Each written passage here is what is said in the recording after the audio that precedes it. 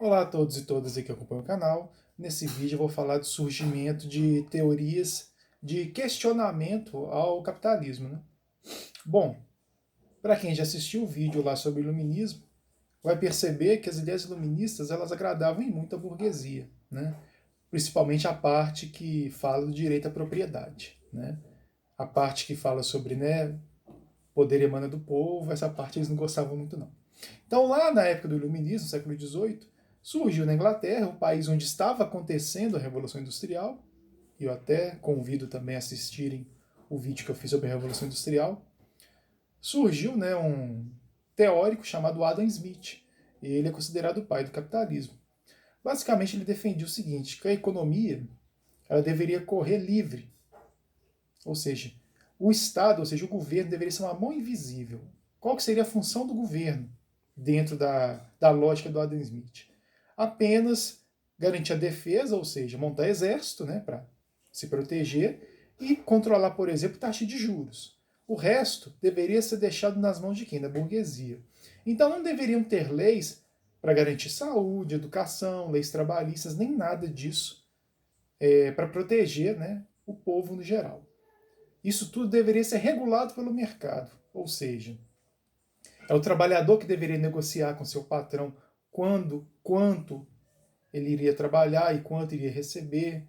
Era o trabalhador que deveria, né, vamos dizer assim, se virar para buscar atendimento médico, buscar se educar e etc. Nesse modelo que o Adam Smith pregou, né, e que a burguesia adorava, afinal de contas atendia a todos os interesses dela, né, que era o quê? Ter liberdade para fazer o que quisesse e não ter ônus nenhum. O que é ônus, né? Gasto nenhum para isso. Começou a surgir problemas. Esse modelo ele era maravilhoso para a burguesia. Para os trabalhadores não era muito interessante. Então já lá no final do século XVII, não, desculpa, XVIII, início do século XIX, começam a surgir questionamentos por parte dos trabalhadores. Né? Sempre bom lembrar que naquela época, como não havia nenhum tipo de lei, regulando o mercado de trabalho, era comum os trabalhadores trabalharem até 16 horas por dia, às vezes sem folga na semana, sem direito a férias, sem direito a salário mínimo, sem direito a licença maternidade, no caso das mulheres, e paternidade, no caso dos homens, sem licença médica, ou seja, adoeceu, era demitido, engravidou, era demitida, sofreu acidente de trabalho, imagina, o cara está lá trabalhando no tear, lá na fábrica de tecido. Se ele perdesse a mão no tear, era acidente de trabalho. Naquela época não havia lei nenhuma que obrigava o patrão a pagar alguma indenização para ele. Não havia aposentadoria, então a pessoa trabalhava até morrer. Então era um mundo muito difícil para os trabalhadores. E aí, nesse início, os trabalhadores começam a associar muito a culpa por essa exploração, né? Além disso, né, não falei, sem escola pública, sem saúde, então a pessoa adoecia, morria. As pessoas moravam em cortiços, né? O que é o cortiço? É uma casa que ela é dividida, né, em vários pequenos quartos, esses quartos são alugados, eram ambientes muito ruins para se morar. Então o que essas pessoas começaram a fazer nesse cenário aí de tanta pobreza, né, enquanto que uma pequena parcela da população, a burguesia, cada vez mais se enriquecia? Eles começaram a se organizar para quebrar as máquinas. Eles achavam que as máquinas é que causavam exploração. As máquinas, sim, né? Elas, de certa forma, exploravam o trabalhador, já que as máquinas forçavam eles a trabalharem mais. E também causavam desemprego em alguns casos. Mas a culpa não era da máquina em si, né? É de quem criou a máquina, né? De quem financiou a máquina. Mas eles achavam que era. Então surgiu um movimento chamado de ludista. Ludista é por causa do nome, né? Que no início as pessoas acharam que essa pessoa tinha criado o movimento, mas na verdade, né? O mais provável é que essa pessoa nem tenha existido. Que seria o Ned Ludd.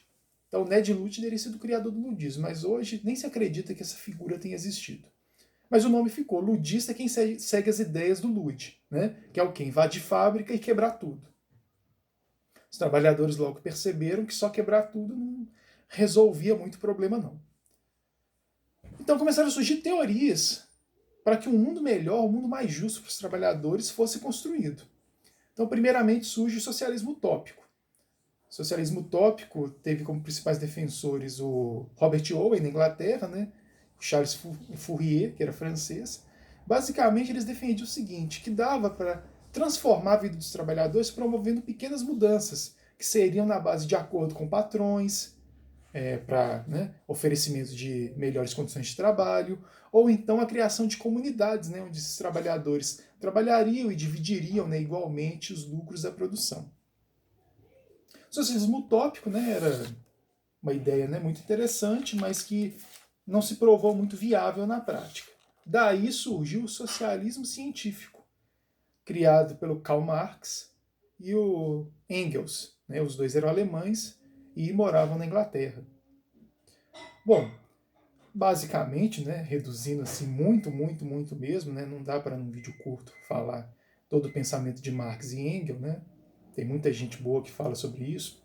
Talvez eu possa até gravar um vídeo, mas via das dúvidas, se não der para eu gravar um vídeo, eu vou deixar uma indicação aí na descrição do vídeo.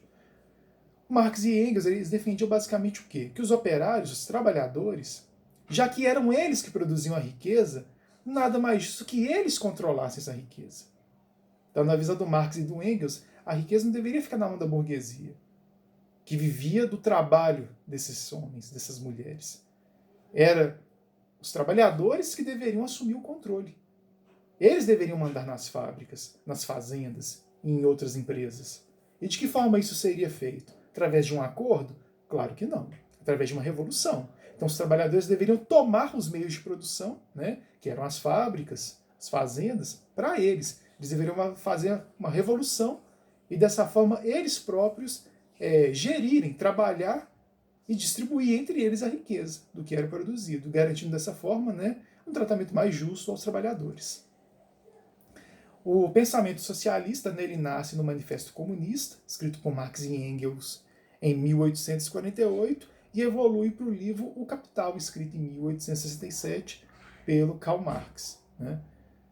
O socialismo científico, defendido por Marx e Engels, defendia que no primeiro momento haveria uma revolução, onde os trabalhadores tomariam o poder, os trabalhadores é que administrariam as fábricas, as empresas, essa riqueza gerada seria distribuída para garantir saúde, educação, moradia digna para todos, mas ainda haveriam leis a serem cumpridas, haveria ainda prisões, julgamentos, no caso de cometimento de crimes, enfim, ainda haveria governo, ainda teria um governo para tentar promover uma organização dessa nova sociedade.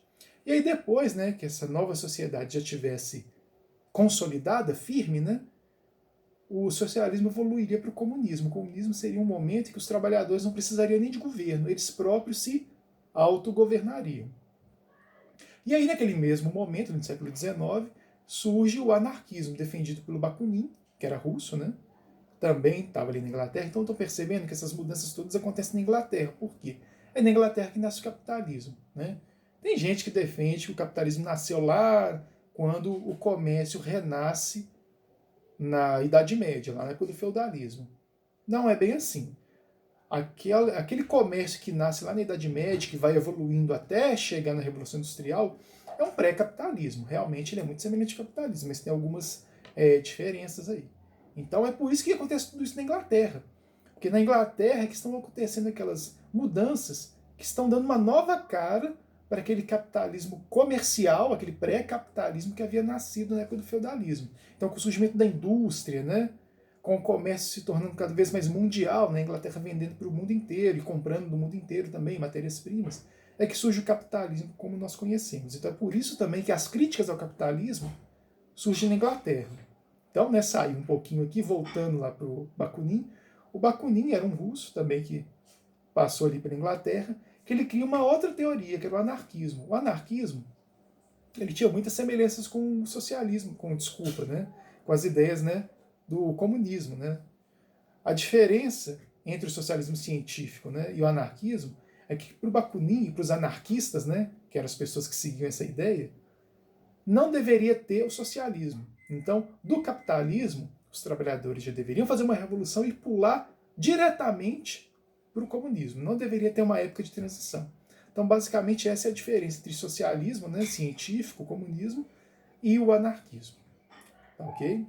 Espero aí que tenha esclarecido, que esse é um assunto que é muito falado, e a maioria das pessoas que falam não tem a menor noção do que estão falando, simplesmente é papagaio de extrema direita.